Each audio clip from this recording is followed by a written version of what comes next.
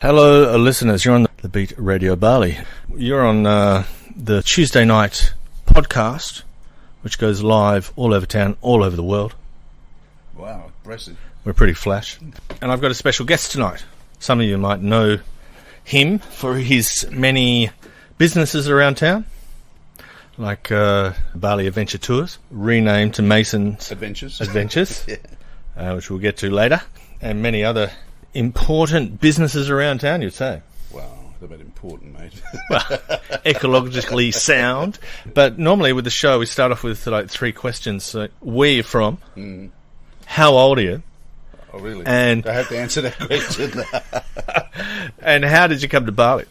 Okay, well, starting off, most people think I'm Australian born. Actually, I was born in London. Moved to Australia when I was about 15 years old and lived there for many years, something like 26, 27 years. Yeah. And then finally came to Bali back in Melbourne, Australia, by the way.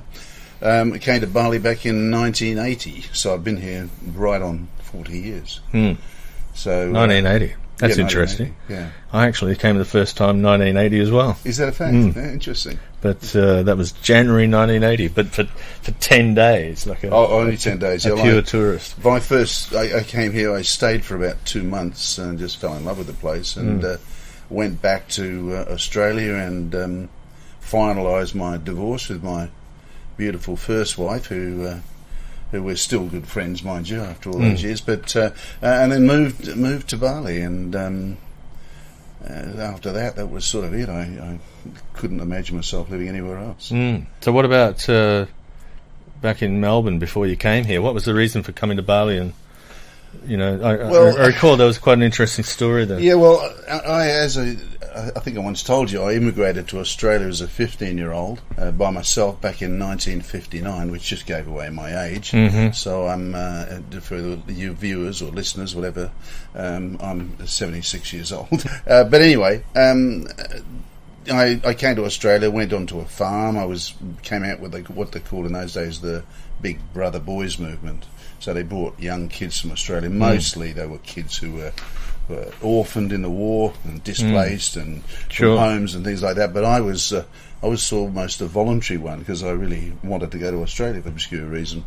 But you've got to remember, London back in the 50s was pretty horrific. It was all gang warfare and was not a great place to be. And of course, everything was bombed out. You know, there was bomb buildings everywhere. And you're 15 years old. Yeah. Well, it's 1959. So I'd lived in Egypt as a kid. My father was a British officer, and he died in Egypt. He got murdered there in about 1951. And then we were all back in England at that stage because the Suez crisis was on. So it was a pretty bad time. It wasn't great, you know.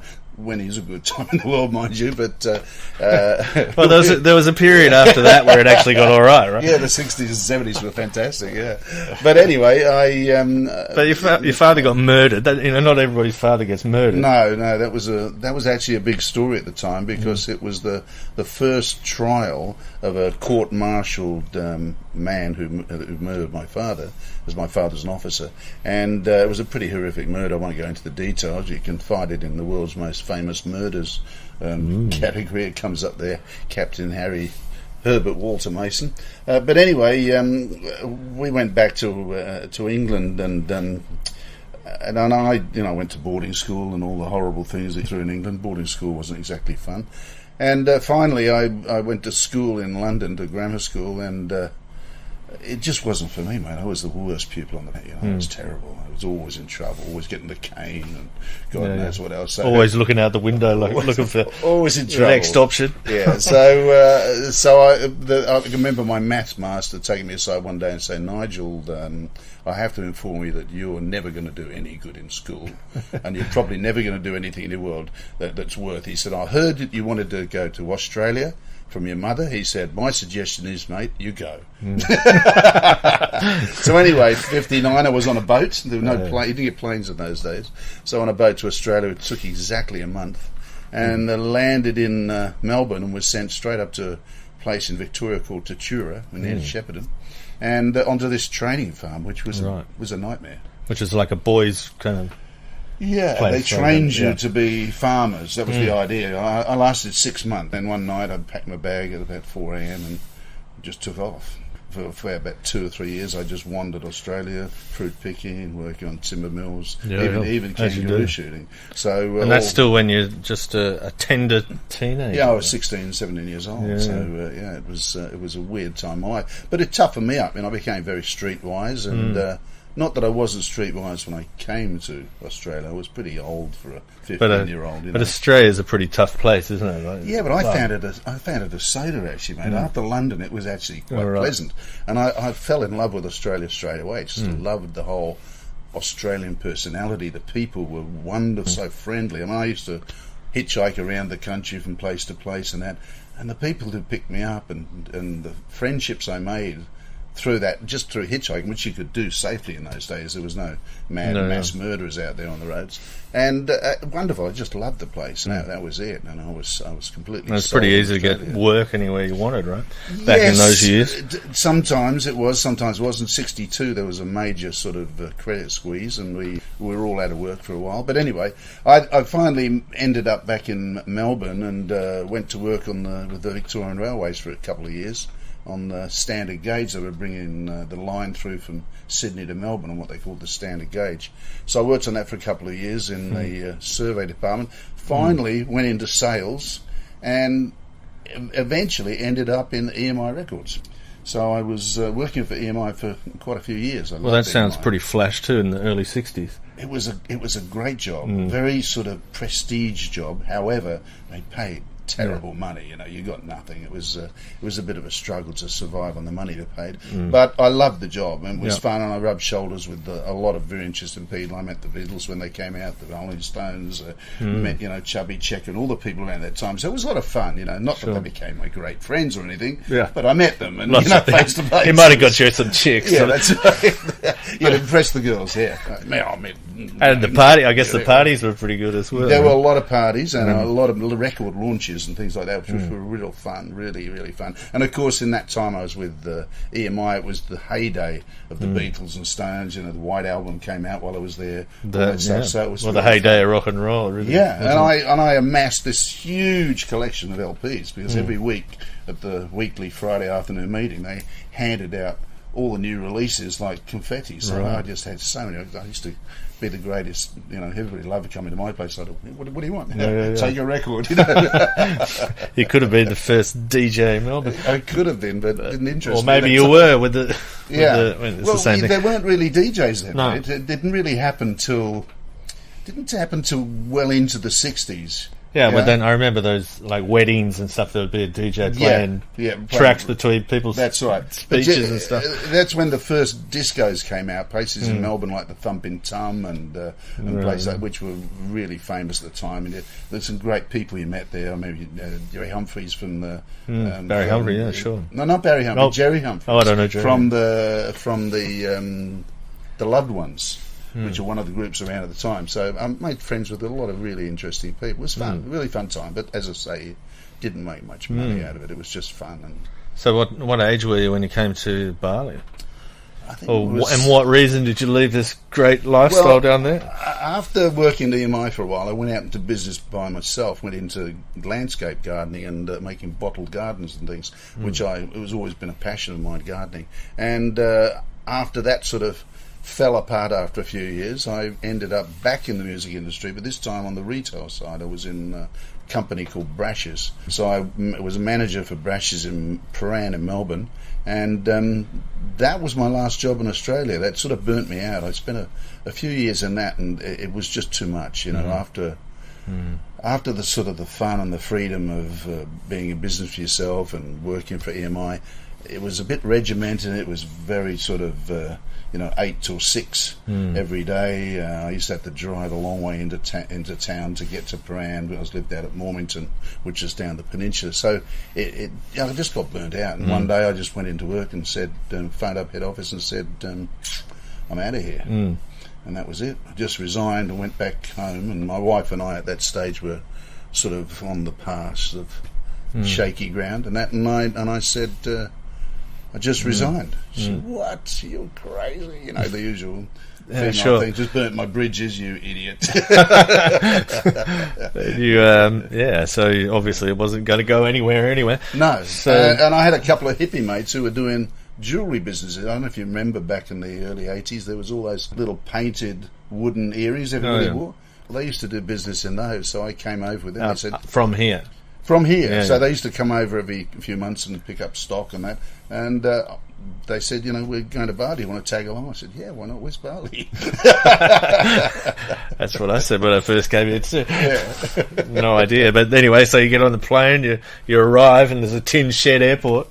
Mate, the first place I stayed at was a little lodgement. I played there for a couple of years on and off, called Cortis, which was down in Legia, and had a little dirt track to it, which is now that road that cuts through called, what they call it, I don't know. Benassari or something. No, it goes between Jalan Masti and Jalan Padma. Connects between. Anyway, it used to be a little sand track there, Right. and you know, it was mosquitoes and roosters out the back and the whole catastrophe. But for some reason, it sort of had a strange sort of romantic appeal to it, if you want to call And it that. it was already cosmopolitan, Yeah. kind of. You know, there's people from all over the world, right? Oh yeah, I mean, and of course, once you get to Kuta in those days, your love life increased dramatically because you're surrounded by gorgeous women from all over the world, Italians and the English girls and Australians, and of course everything else. So for a couple of years, I really sort of Did all right.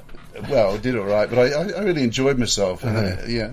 But you came for 2 months and you went home and you came back again like that? Yeah, well, for a start, for the first year, I sort of went backwards and forwards a few times and worked out to buy a little bit of stock and take it back and sell it, some paintings and this and that. So that first year or so, I just survived. But then I started to get into a little bit more organised as the time back went. Really, my life changed dramatically when I met Yanni. Yes. And when was that? That was... Well, I first took eyes on her back in about 1982, and then I re-met her a year later in 83. Right. And then sort of from then on we got married a couple of years later. And then we opened Yanni's restaurant, which was really the start of my real business career in Bali.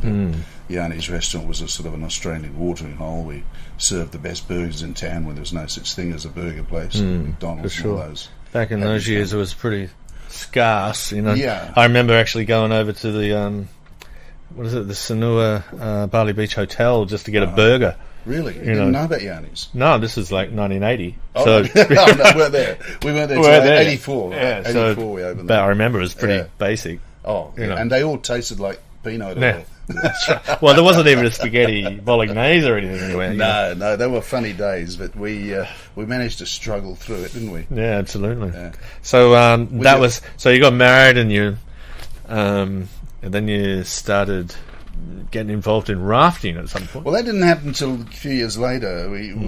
Yanni's opened in 84, and it was a very slow beginning because unfortunately I got blacklisted from Indonesia. So I spent a year and a half in and out, quite illegally, unfortunately. But I used to disguise myself, change my name, did all sorts of things just so I could get back in. Because what brought that on? I upset somebody who.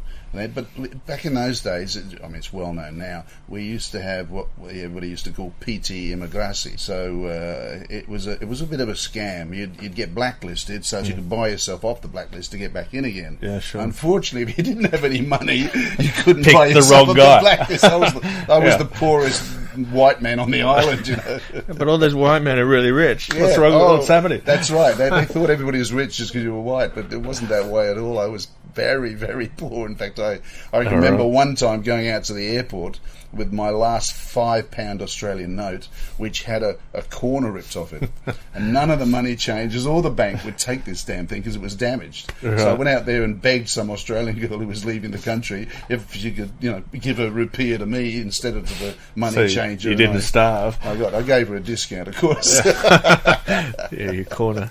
So was that something to do with your business at the time, the restaurant, or is it just? No, I wasn't. I wasn't in the restaurant then. It was just when Yanni and I first met, and we'd actually been married 2 weeks, and I was suddenly called into immigration. They said, "You've got 2 days to pack your bags and go, and don't come back." And I said, "Why? What have I done? I haven't done anything." No, I don't have to tell you.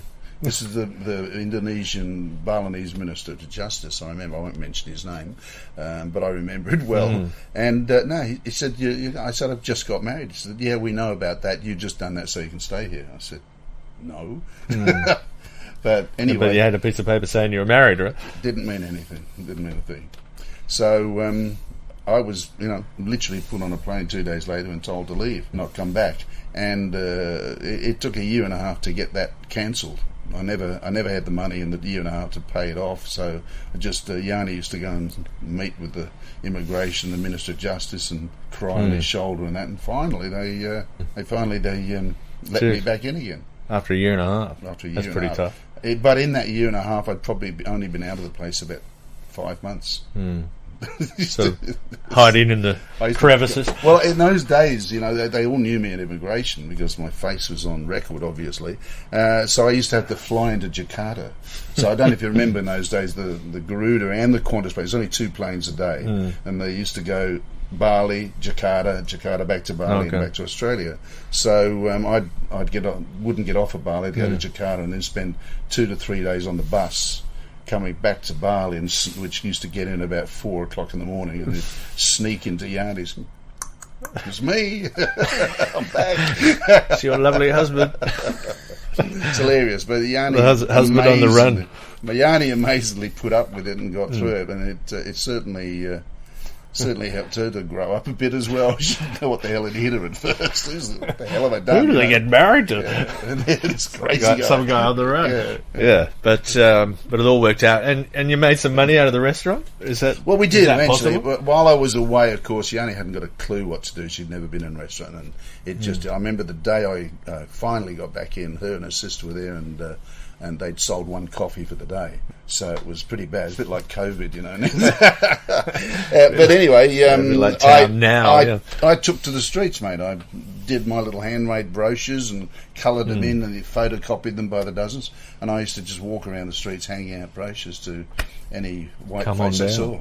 And it worked. And were there many around back then? Yes, there were. Yeah, it was good. And Yanni's just suddenly kicked off. It took me about 3 months after I got back, and then it just really started flying. So I was, walking around the streets all day, handing out brochures and cooking and that all night. And we used to be almost 24 hours a day open, so it was a lot of work. And it was a pool bar and bands and stuff like that, or was it just a pure we were restaurant? A tiny little place, only on 2 hours of land, so it was very small. But we used to have a little guy in playing the guitar and live music, and everybody used to come in after the disco. We'd have a good daytime hamburger sort of business, and then they'd come in for dinner, and then the place would suddenly go quiet, and then at about 11, 12 o'clock, we used to fill up all over again for the live music, and people would come to get their burgers and drinks, and a lot of them were already smashed. They got in. But in those days, the discos didn't stay open all night. They usually closed about 1 or 2 o'clock at the latest. And there wasn't many of them, was it? Like Peanuts or something? Yeah, Peanuts was around. Double Six sort of came in a bit later. You had what's the restaurant that in now? Well, actually, didn't Pat Kadek have some kind of club or restaurant near Yeah, that was a bit later in the time, but he bought a place next door and turned it into a club called Rivoli. And Rivoli was a sort of a copy of Peanuts, because I don't know if you know it, but Kardec and his brother were into everything. They were sort of Mr. 10% of all sorts of things in those days. And one of the things they used to subcontract sort of building. So they actually built Peanuts for Nura. And once he built it and saw how successful it is, he decided he'd do it himself, make his own. But he picked the wrong location, and he didn't really get it right. So Rivoli was never really a success. But it was right next door to me, so when they were building it, I thought, well, this is going to be wonderful. Suddenly going to get busy. Yeah. But we did get a little bit busier, but mostly our people were Australians, and Australians knew Yanni's, and that was it. And I used to be flat out with Australians mostly. But we got a lot of Europeans, and then we got the late night crowd, which is a real mix. Everything, How far away was Peanuts? Peanuts was right down the other end, right? Yeah, we were on the road.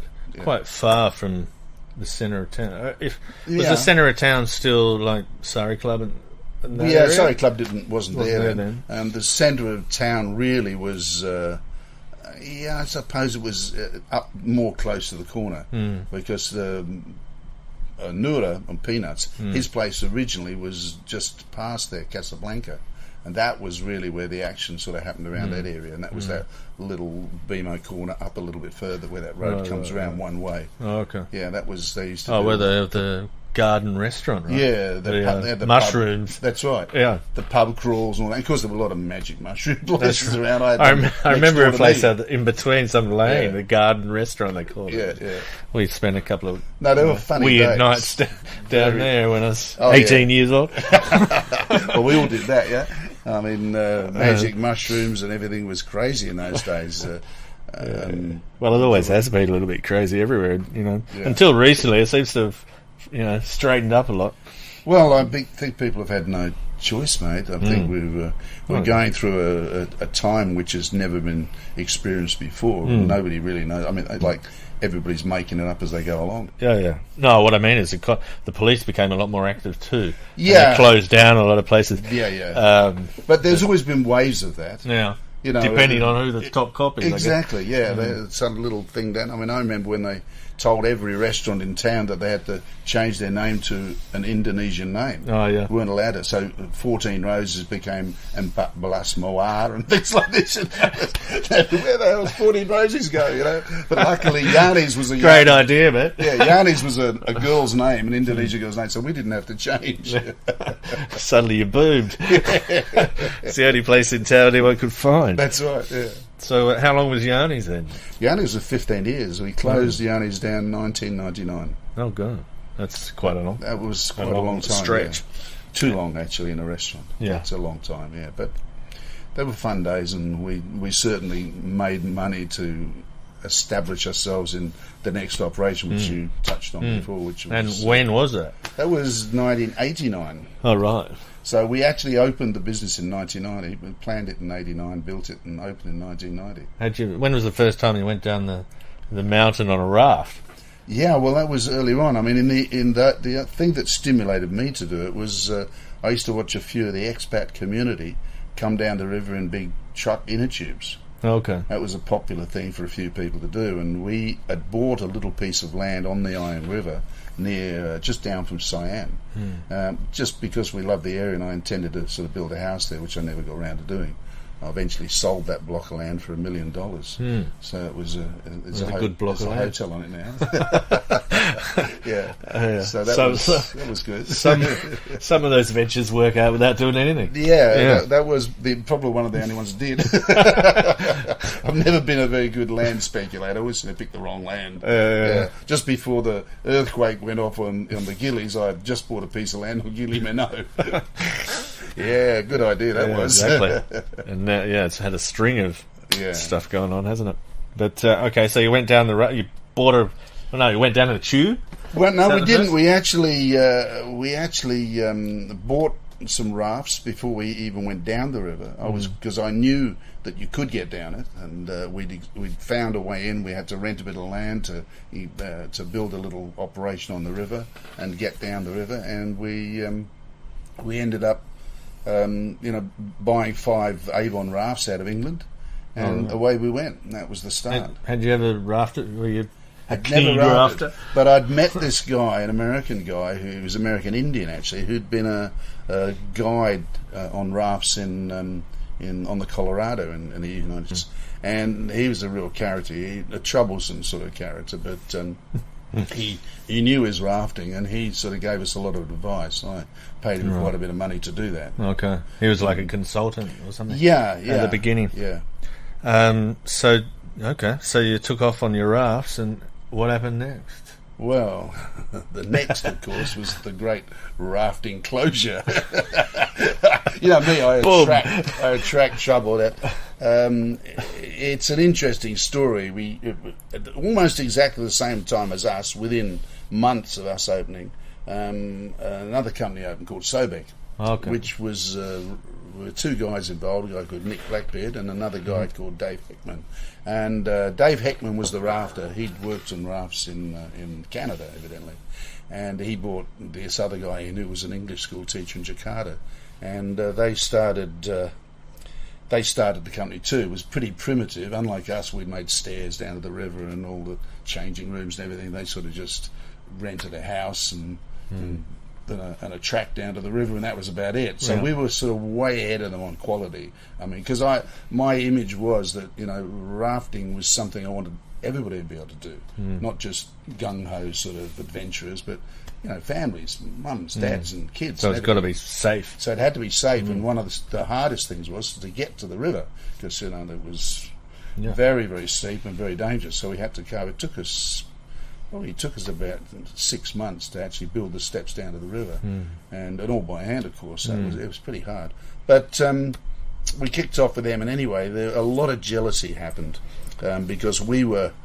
Yanni and I got on a plane and went off to Australia and did a big promo in every major city, and it really stimulated some interest, and before we knew it, we were very, very busy, and we were doing sort of, in those days, which was incredible, something like, you know, 300 to 500 people a day. It was incredible. It's like printing money. It was obscene almost, and I don't know. I mean, I only thought we'd make a little business out of it. And this is how long after you'd started?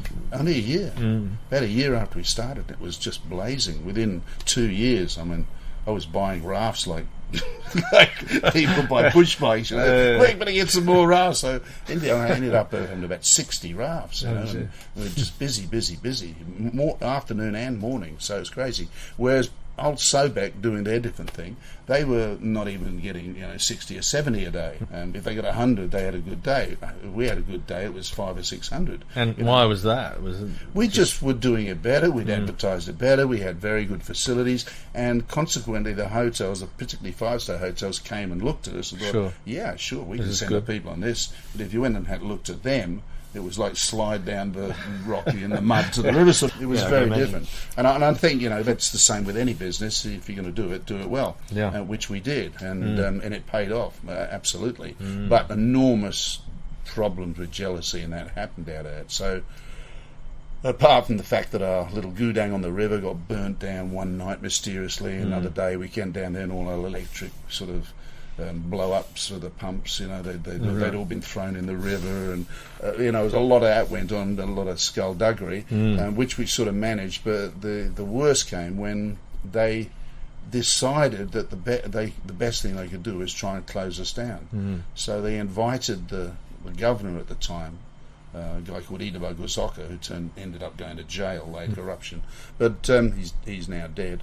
Many years. They took him along, and they announced in the papers the next day that the governor had said, one section of river, one company.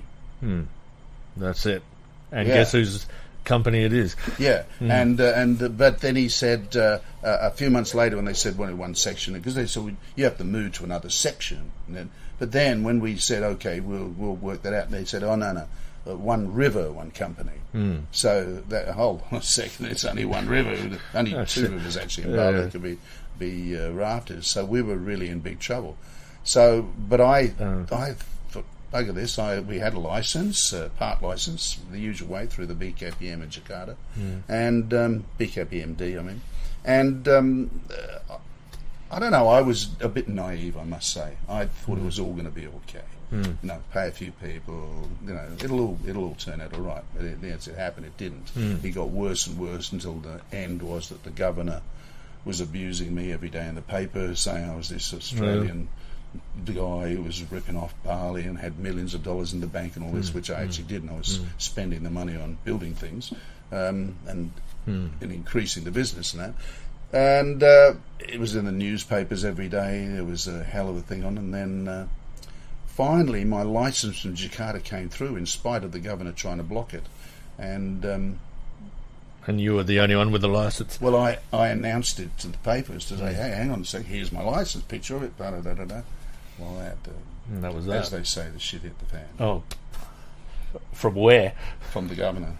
I had 30 rifled army and police up there. They came up there. We had about 400 people rafting that day, 200 in the afternoon, and those 200 arrived at the same time all these police did with rifles drawn, and the army and God knows what, all the government's departments and everything. And they literally blocked the way. They said to our guys, you take any of those people down to the river, we'll shoot you. It was pretty heavy, really, really heavy. And this is like the military arriving at your door. It's the military. So they literally blocked the whole place off, boarded up our entrance with the classic Red Cross and the whole thing on it. And that was police tape. That was it. So for 2.5 years. But you had the license. We had it. It wasn't worth anything. There was, when we went to Jakarta and said, hey, we got the license, they closed it. Oh yeah, we have to talk to the government about that, because it was the Suharto era, mate, and the government was one of the cronies who could do whatever they liked. So we were closed. I mean, luckily the Indonesians changed from those days, thank God. And that was coming from your competition. Yes. Or, well, won't mention the name again, but that sounds a bit radical.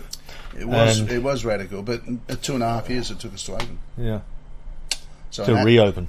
Yeah. So in that time we lost everything. I mean, everything we had, all gone. Sold all the land, everything gone. And by the time we finally did open, I was $500,000 in debt to the bank. So the whole situation had gone from this to this in a matter of a couple of years. So it was another COVID moment. Yeah. Really. Well, the only thing is this time I'm sharing it with everybody else. Yeah, for sure. But there was, you got back together, but there was more competition. When we on the doorstep, not far along. Well, when we finally opened, of course, the governor's proclamation of one company, one section of river was totally bullshit, because by this time there were 15 companies open. Right. So we opened to a very, very different market again. So I had to literally start from scratch and reinvent the company and reinvent everything. And then, so we'd been going about 1.5 years or so, and that was all, slowly getting there. A lot of the friends that I thought I had deserted us, and it was a very changed marketplace. I must say I was a little bit despondent at how, people that I thought were my friends had, and were doing business with us, and that suddenly, didn't want to know us. We had the plague because the word was out, sort of thing. So we did that, and anyway, one day I'm sitting in my office, as I do, and this guy turned up in my office and asked to see me. And this big, chunky, sort of Indian-looking Australian guy came up, and he said, I said, yeah, what can I do for you? He said, I've got some elephants. And I said, yeah. Good for you. Where? And he said, I've got them in Bali. I've got 9 elephants. I said, where are they? They must be the best kept secret on the island. How long? I've only had them here a couple of months. And I said, well, what are you doing with them? He said, I was going to do sort of rides and that. He said, but I'm running out of money and that. And I said, well, what are you looking for? He said, well, someone to invest in me. I said, well, look, mate, I don't do that. I don't invest in other people's products. I only do myself. He said, well, do you want to buy them? And I said, what, buy your elephants? I said, what am I going to do with 9 elephants, for Christ's sake, So out of pure curiosity, I went up to this village up the country to have a look at these 9 elephants. And sure enough, there were these 9 elephants. Very, very skinny, very underfed, not a happy herd of elephants, really not nice at all. And I went up there with Yanni, and we sort of really took pity on these animals. And where were they from? They were from Sumatra. They're Sumatran elephants. So they just brought them down here? He brought them down here, dumped them in this land, and I mean, they totally destroyed the land he put them on. It wasn't fenced, so they were all very, very heavily chained up all day, sort of thing, unless when they were being used. Right. And they destroyed everything. There was nothing. The trees were all gone, the fence, even the grass they'd kick it up with their feet and eat it. And so it was devastated. And he was piling up the elephant dung and burning it. So sort of smoke everywhere. It's like, hell, what the hell is this guy thinking? I couldn't work out who the hell would want to come to this place. Some sort of seed out of the end of the world. It was worse than where they'd come from in Sumatra, So they were rescued to be brought to Bali to be tortured. It was pretty bad, actually. But and the guy, obviously, from the first as soon as I met him, I realised he didn't like elephants. He actually hated the damn things. But his wife and his daughter liked them. Oh, okay. So he sort of had a wife and a daughter who were elephant lovers, and he was an elephant hater. So it was a really weird thing to do, you know. So you always got to be careful what sort of business you get involved in, that you actually like doing it, right? Absolutely, absolutely. Anyway, one thing led to another. We looked at it, went home. Then I said, I think I could do something with this, and I think it might save our rafting company. We can do elephants and rafting. It'll help us re-establish our rafting company again. So that's what we did. I bought them, and it weren't cheap. He charged me a lot of money. See, he'd managed to get a license from Jakarta, so I had to buy his license too. Another license. Yeah, another license. But this one was he'd actually done it. Right. I don't think anybody elephant take him, haven't we? What am I going to do with it? Exactly. So we started the elephant safari park and up in Taro, right? in Taro, yeah. Yeah. Well, now we call it the Mason Elephant Park, of course, since we changed all the company names. And how long ago was that? When did you buy the elephants? That was 1997. All right. Yeah. Okay. Quite a long that's time already ago. So after 23 that, years ago. I got more involved. I thought, well, what the hell's the story with the elephants? I wanted to know. So I went up to Sumatra, and I just was totally shocked. I mean, it was terrible. There were forest fires burning up there, smoke everywhere. The elephants were living in this like desert area with just a muddy swamp to drink. It was really bloody awful. So I said, let's get some more. You know, let's rescue a few more. So we ended up over a period of 5 years, rescuing about 27 elephants. Which is now... That's a lot of elephants, isn't it? Yeah, well, we now have 32 because we've very successfully bred half a dozen babies since.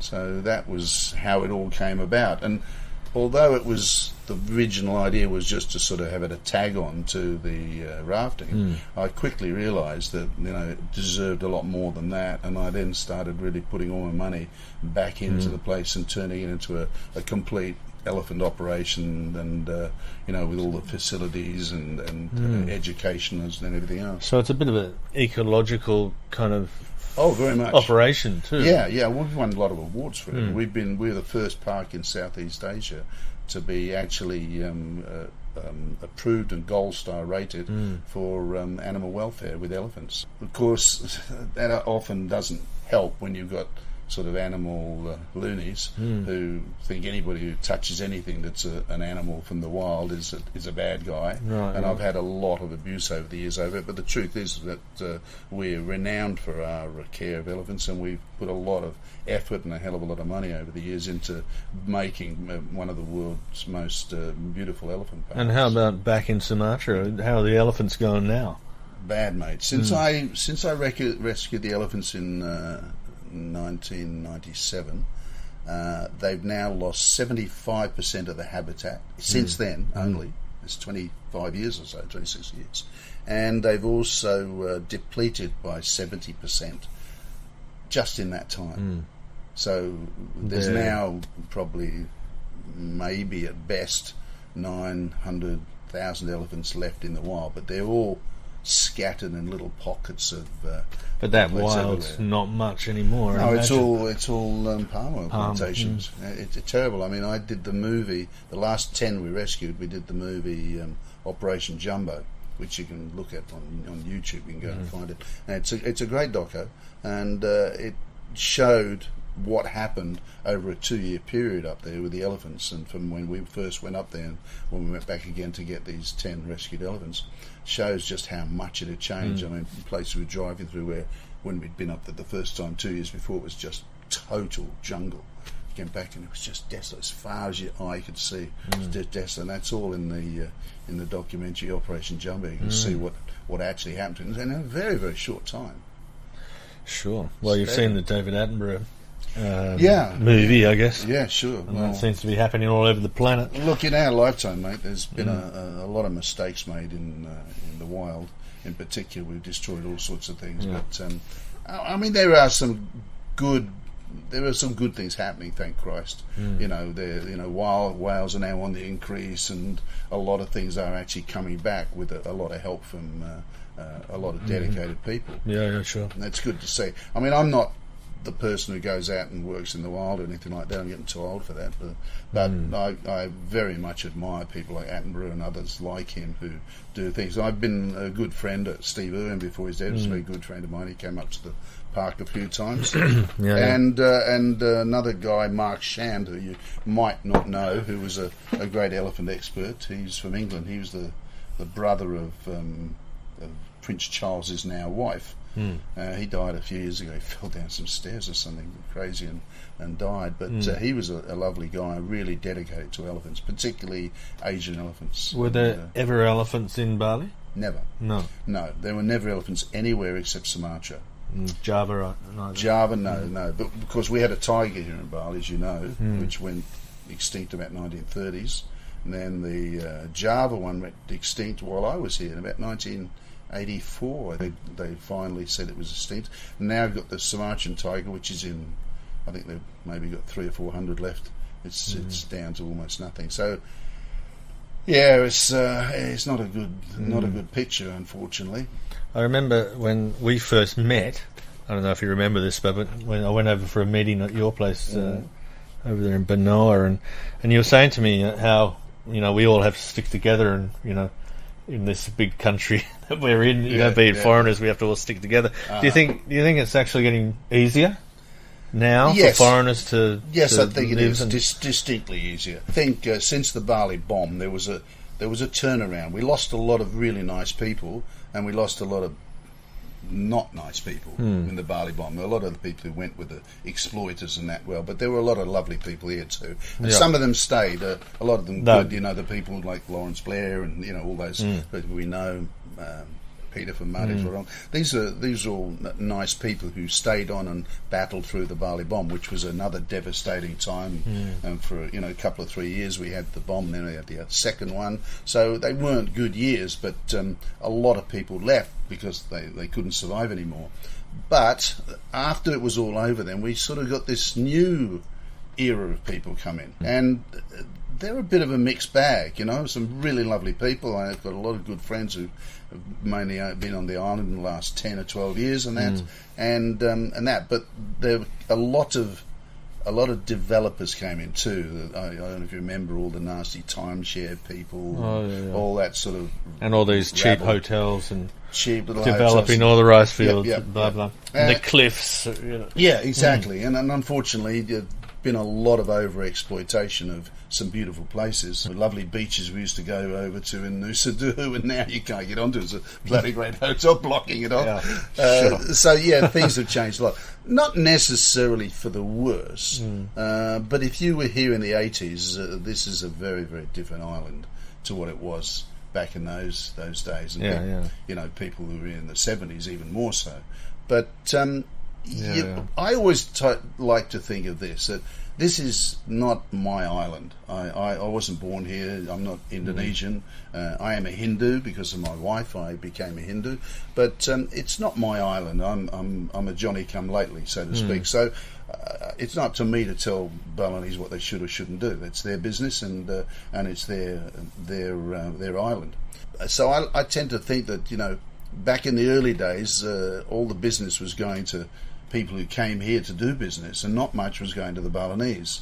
But that's changed now. And who are we to say, Bali should stay this sort of little glass enclosed, untouchable paradise jungle that was in the 80s, and the Balinese weren't making anything out of it. Now this is their island again. Yes, of course, there's a lot of other Indonesians coming here making a lot of money, who've got lots of money already. But they bring it in. Well, it's good too that it develops more. It's more fair, and I think that we have to accept that this is a modern world, and things do change, and they change for the better, and some things change for the worse. But I think as far as the Balinese are concerned, it's definitely changed for the better. They're all lots of jobs. I mean, up until the coronavirus, I had 700 people on staff, and that. I think it's just an evolution that happens. You can't stop it. That's it. And Bali has certainly got some fabulous hotels now.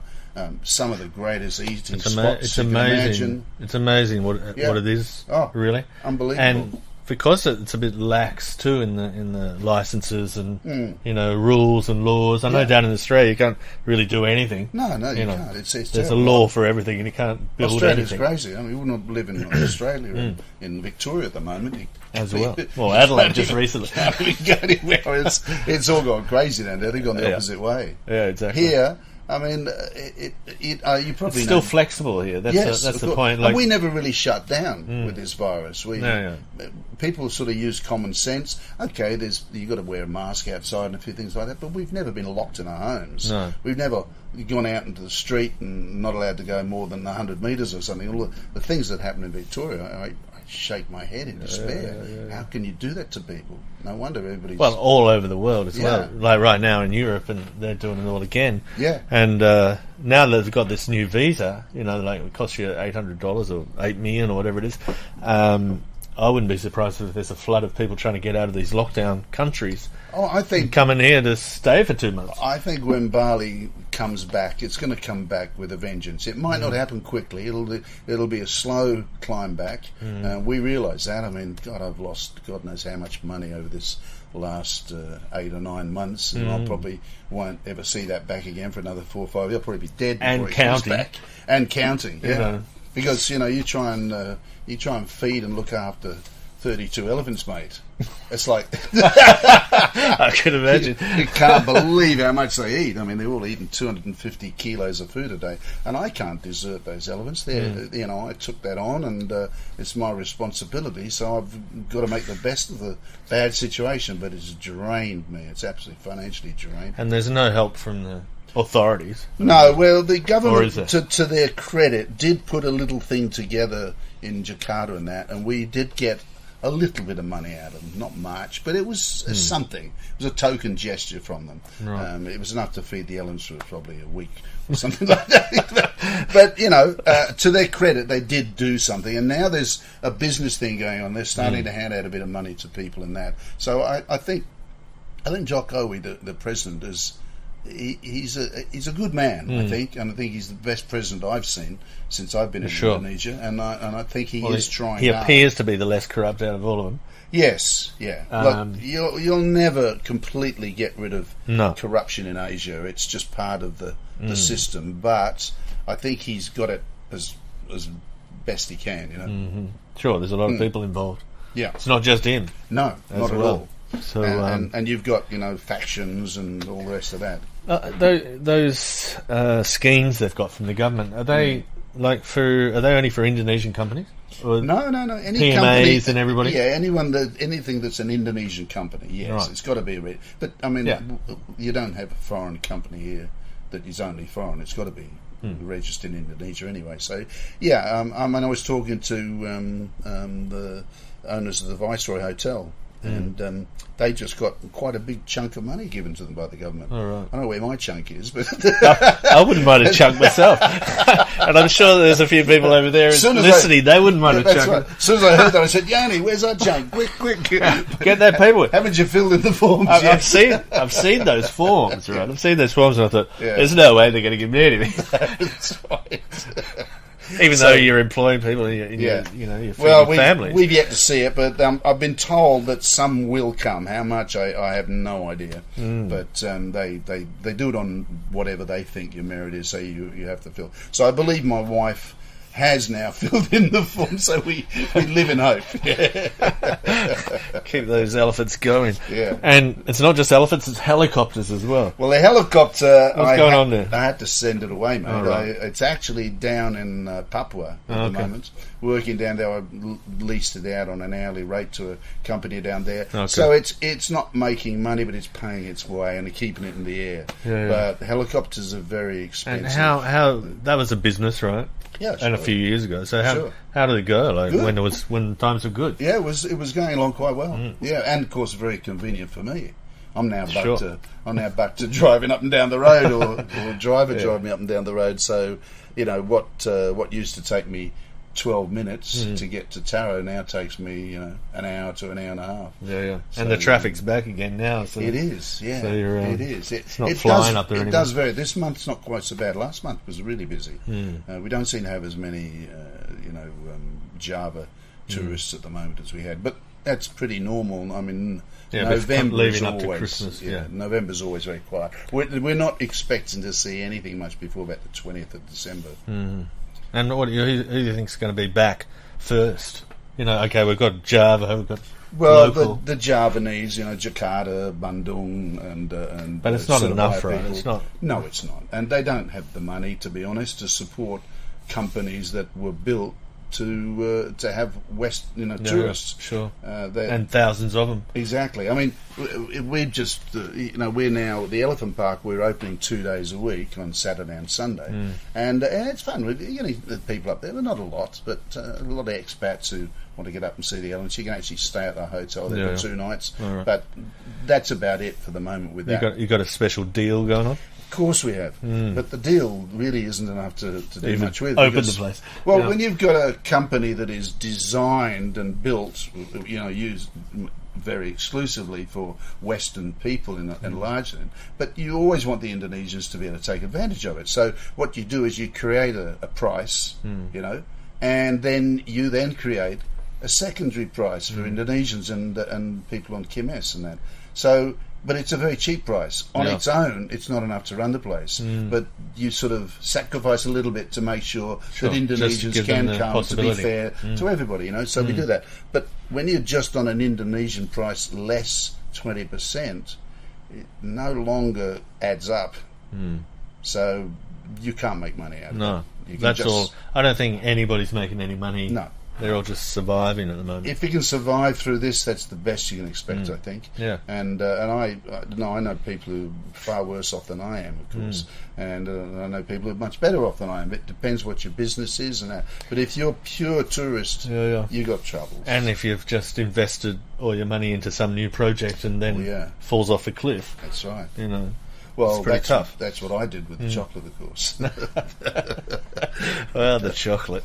Yeah, the chocolate. How is the chocolate? The chocolate's good, mate. Yeah. Is it as good as anything in Indonesia? Well, let's put it this way. We made an investment in chocolate, a small factory, about 3.5 years ago, because we were going to do ATVs, and I had a nice little bit of land to do that on, but it was a bit big for just ATVs, so I decided we'd build a restaurant. What's there. ATVs? All-terrain vehicles. All right, the little buggies. Yeah. Buggies, yeah. And I always wanted to do it, but I never did because I was always very reluctant to do ATVs because they were so dangerous. I mean, in Australia we lose 20 or 30 people a year from ATV accidents because they flip over. Yeah. So a company They're called... not that easy to control, are they? No, they tip over very easily, especially on corners. So what they did in America, a company called Polaris, who were famous for making skidoos for snow, they came up with an ATV which was completely caged. So when I saw that, I thought, wow, now's the time. I'll buy those. So I bought 20 or 30 of these ATVs from Australia, from America. They're built in America. And brought them up, and they're great. I mean, you can tip them over and you don't die. So I felt this was the time to do it. So, and it's been very, very popular up until we closed, of course. It's been fantastically popular. Have they tipped over very often? Oh, they flip now and again, but they're all strapped in. You're strapped in. You're in a cage, and it's fantastic. And you're not steering by handlebars. You've got a wheel in that, and you've got proper brakes and stuff like that. So they're pretty damn good. I mean, we might get one tip over a month. But they're bashing through the... Yeah, they go through. They've got a lovely and the jungle rivers track. and the... They're fun. They're really fun too. So they really took off very, very well.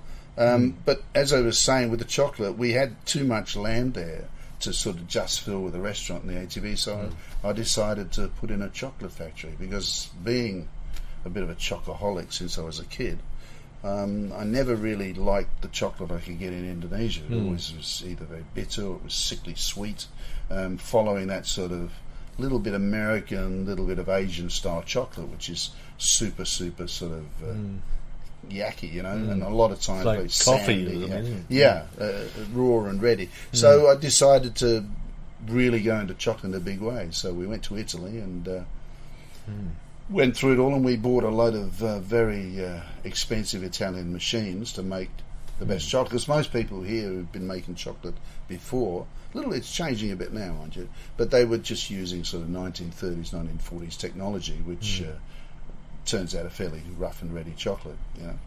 If you like rough and ready chocolate, it's great. Sure. I know there's a demand for high percentage cacao chocolate. Doesn't seem to be available locally. Yes, it is. At your place? Absolutely. We do it right up to 100% cacao. Sure. The problem is with making that sort of chocolate, and I mean, I've learned a lot in the last 3 or 4 years making chocolate, and now we've opened a brand new big factory up, which is much, about 7 times bigger than the first factory. There is a trick to chocolate. You've got to learn a lot about it to understand it. And the one of the tricks is we do bean to bar, so we get the beans, we go right through to the end product. One of the things with making what we call an artisan craft chocolate is aging it. And most people don't do that. They don't age it. We don't sell any chocolate that hasn't been aged at least 6 months. And that's aged in the packet or something? No. It's before it's made into chocolate.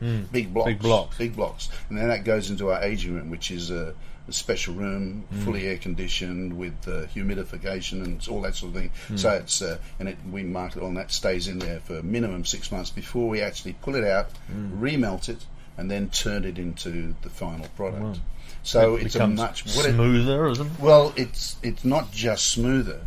It takes out the acid taste and that tannin sort of taste that chocolate often has, but retains all the purity and the taste, the after flavour of the chocolate like never before. I mean, it's unbelievably beautiful. So we can make a 95% chocolate that probably, people wouldn't know it was 95%. They'd think it was. It's still kind of sweetness. It's still got that. Okay, of course, all chocolate as you go up a grade, up to 100%, gets a bit more chocolatey, harder chocolate than that. But you don't have to compromise the taste to get that sort of nasty taste in your mouth. Bite to it. Yeah.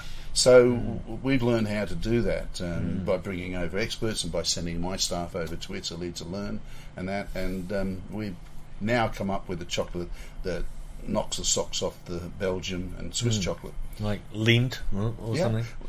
As good as or better? Better. And I mean, that might sound like bragging a bit, but honestly, we've had experts now come over from Holland and America and taste that chocolate and just blown away, because the factory we've now just finished is the first and the most modern bean to bar chocolate factory in Asia. So that's pretty amazing. And you're looking at exporting the whole world? Well, we will. Yes. Again, exporting is a bit of a process, because every single chocolate that you make, and that might be many different types of bars, many different sizes, pralines, this, they all have to go through BPOM to be registered, and all the what's in them, all that has to be all done in laboratory, etc. And until that's done, you can't export it. You can sell locally without doing that, with a lesser classification, but if you want to sell overseas, you've got to go through quite a lot long-winded. So we're actually going through that process now. I think we're probably about 3 bars away from getting there. Most of our stuff is now finished. So because that information has to go on the packet, you can't sell composition.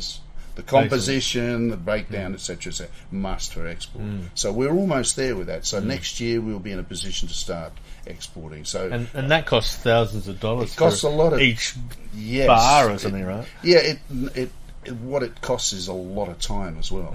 Because you've got to go through much. We had to send everything to Australia to be laboratory tested, and then it comes back. Then it goes into Indonesian laboratories to test again. So it's a lot, and then they certify them one by one, and it's a very slow process. And that, of course, our factory had to be built to a very different standard too. Our new factory is to American standards, so it's turning out the highest qualification of chocolate for hygiene and all the other things there that count too, because Americans are the hardest to please. So we decided we'd do it to American standards, so anywhere in the world the chocolate would be acceptable. Well, I suppose when people are putting stuff straight in their mouth, it's got to be pretty good, right? It has, yeah. You know, Yeah, absolutely. especially when there's Indonesia. You go, what? Yeah. You know, Well, you have to convince them. We're very proud of that, mate, because the thing is, in Indonesia, they grow a lot of cacao, and it's beautiful cacao on every island, just about every island. And they're selling it all over the world again. They're selling the beans all over the world, so they're sort of being, they're being shortchanged, so to speak. So the Indonesian government are very much behind us and what we're doing, because they want to see more finished chocolate sold to the world. For sure. And everyone can follow your footsteps. So that's what we're trying to do. Yeah, set standards that it's good for Indonesia and everything. So we're getting there.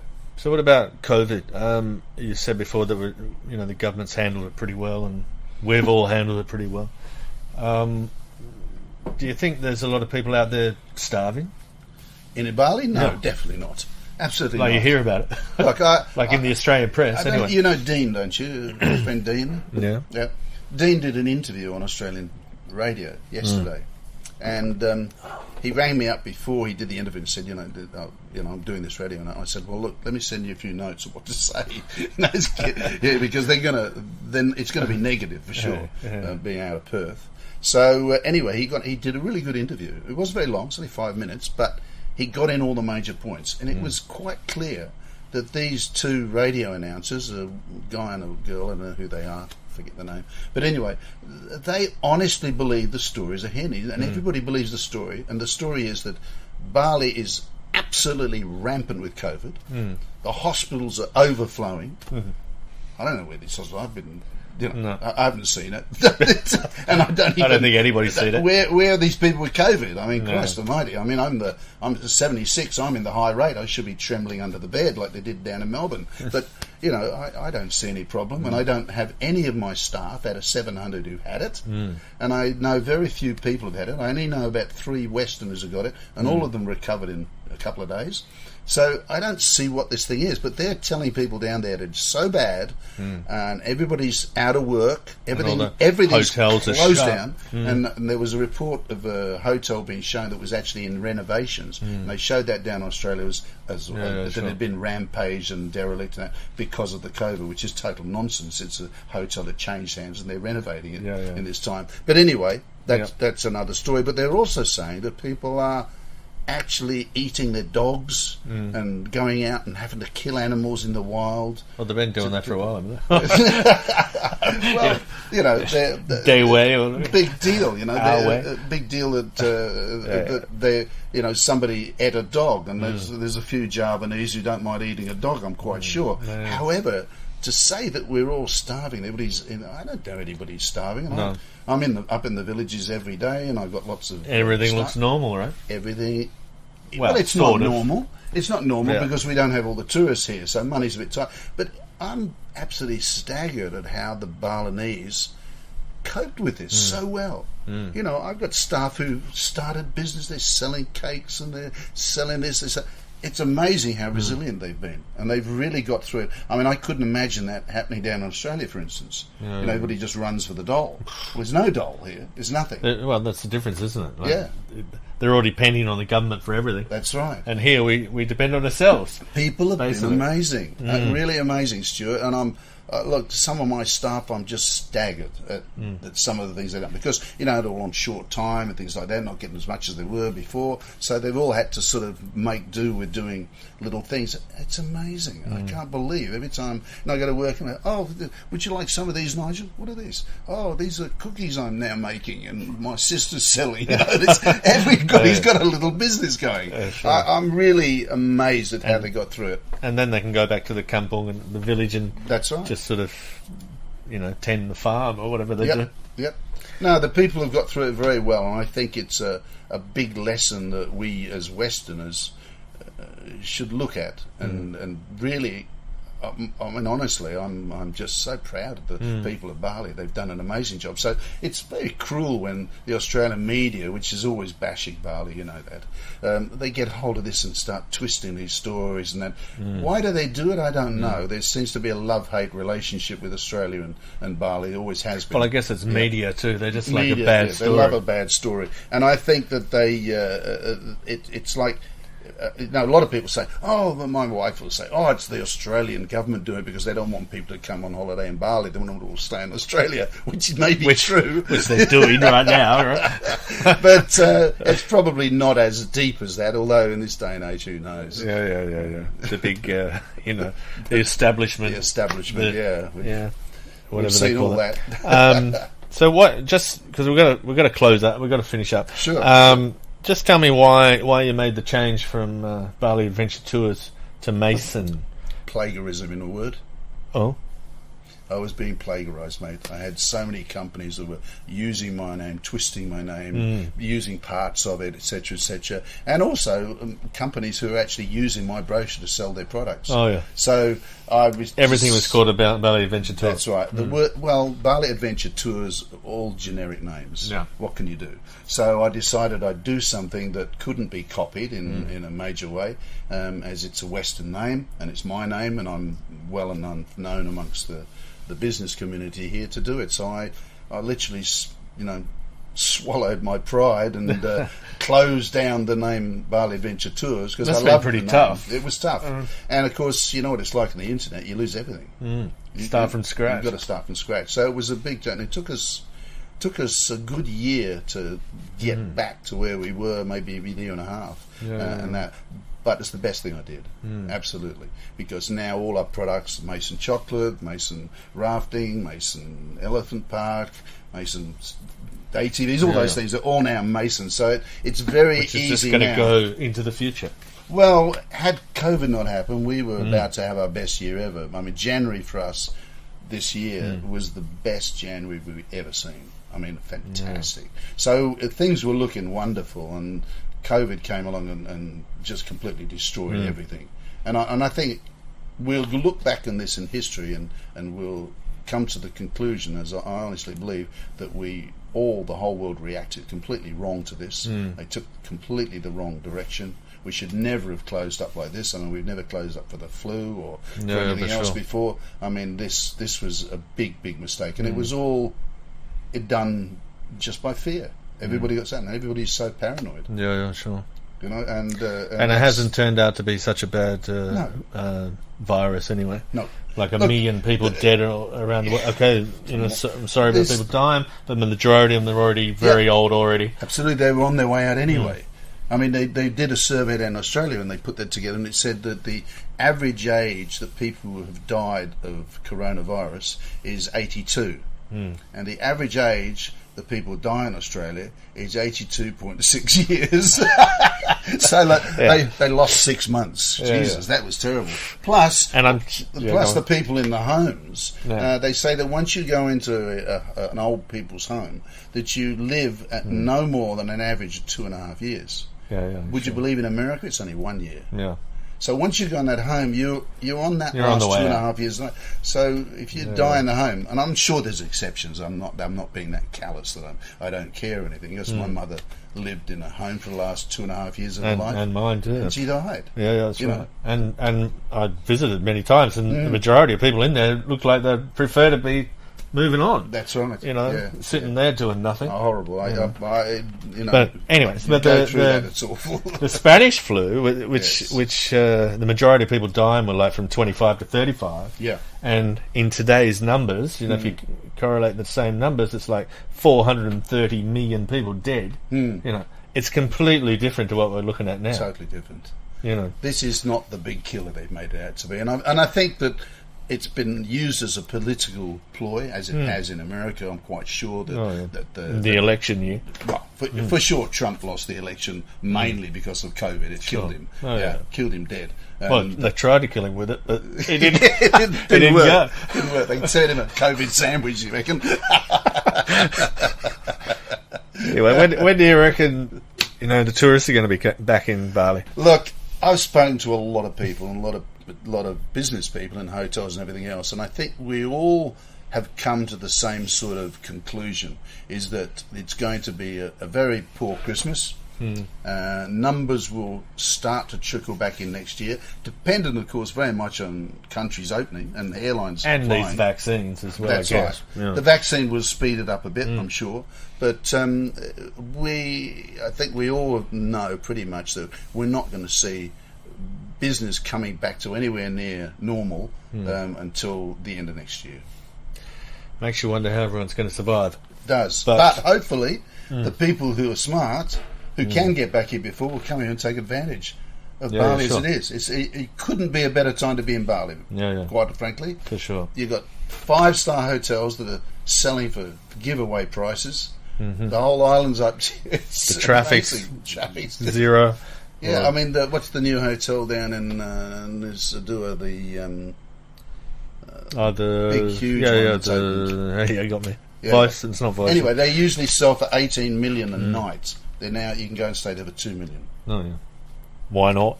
Yeah. Get down there and get it.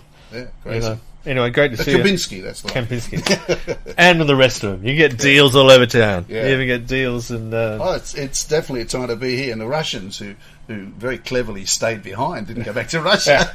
They're having a wonderful time. Yeah, exactly. And that's right in this area, right? Yes, that's right. Anyway, thanks for coming in, man. Thank you, mate. Always good to see you. Yeah. Take care. We'll go back to the music. Hope you enjoyed the show. With Nigel Mason. You're on the Beat Thanks, Radio Bali. Hold on.